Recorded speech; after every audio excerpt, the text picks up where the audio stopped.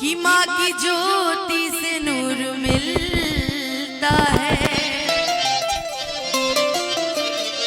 कि माँ की ज्योति से नूर मिलता है, कि चैन मिलता है, सुरूर मिलता है, कि जो भी आता है मैया जी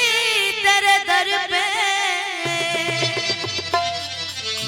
कुछ ना कुछ तो जरूर मिलता है।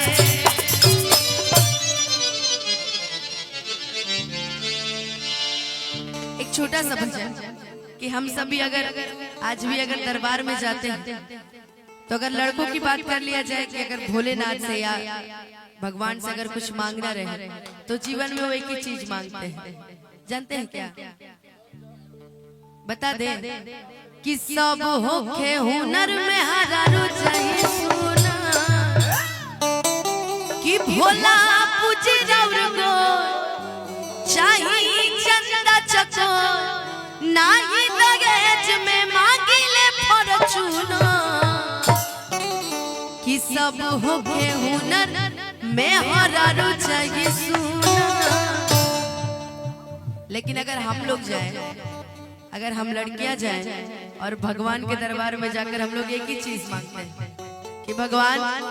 घर परिवार सुखी दीजिएगा, पति सीधा साधा दीजिएगा, सास ससुर अच्छे दीजिएगा, देवर अच्छा दीजिएगा, ननद अच्छे दीजिएगा, देवरानी जेठानी तो छोड़ दीजिए।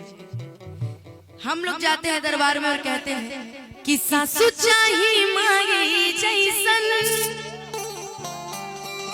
अरे देवरा छोट भागे जैसन हो जब भी यहाँ ये बाबा, कि सासू चाहिए माई जैसे आ देवर छोट भाई जैसे और हो जब भी है बाबा। अब पति किस तरह का मांग रहे हैं कि हो जब भी यहाँ ये बाबा, राम जी के जैसन दिया हमारो दुल्हवा